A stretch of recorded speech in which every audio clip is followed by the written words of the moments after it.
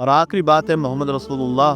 یہ شخصیت امت کا مرکز اور محور ہے، اور محمد رسول اللہ جب تک بحیثیت رسول امت میں باقی ہیں یہ امت کبھی بھی ختم نہیں ہو سکتی. اس لیے کہ محمد رسول اللہ ہی ایسی شخصیت ہے جس نے امت کو باندھ کر رکھا.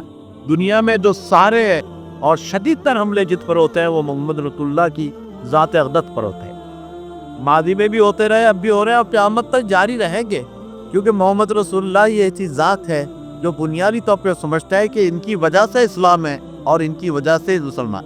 اس سے محمد رسول اللہ کو ترقیق کا نشانہ بنانا، آپ کی شان میں گستاخی کرنا، یا آپ کے تعلق سے غلط باتیں عام کرنا، فلموں کا بنانا، کارٹونوں کا چھاپنا، یا کتابوں کے اندر غلط غلط واقعات کا لکھنا، یہ سب اس لیے ہوتا ہے کہ وہ سمجھتے ہیں کہ محمد رسول اللہ ہی کی ذات ہے جس کی وجہ سے امت آج باقی.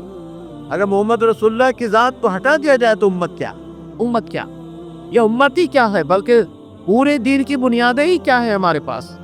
یہ قرآن مجید کلام اللہ جس کی بنیاد پر امت ہے، اس کو تو محمد رسول اللہ نے بیان کیا ہے کہ یہ اللہ کا کلام ہے، ورنہ کون جانتا کہ یہ اللہ کا کلام. قرآن مجید کی آیتیں ہم پر تو نہیں اتری، نہ کسی انسان پر اتری ہے، بلکہ محمد رسول اللہ کے قلب اطہر پر اتری. اگر محمد رسول اللہ اگر یہ بات نہ کہتے کہ اللہ کا کلام ہے تو کون کہتا کہ اللہ کا کلام؟ خدا سے تعارف بھی تو محمد رسول اللہ نے کروایا ہے، ورنہ کیا خدا کو جانتے تھے، اس کی توحید اور وحدانیت کو پہچانتے تھے. کون ہے جو اللہ تو تعارف کرواتا ہے، اور کون ہے توحید کے اس کی باریکیوں کی اس کے یسوع تابدار کو سلجھاتا ہے؟ کون ہے؟ محمد رسول اللہ کی ذات.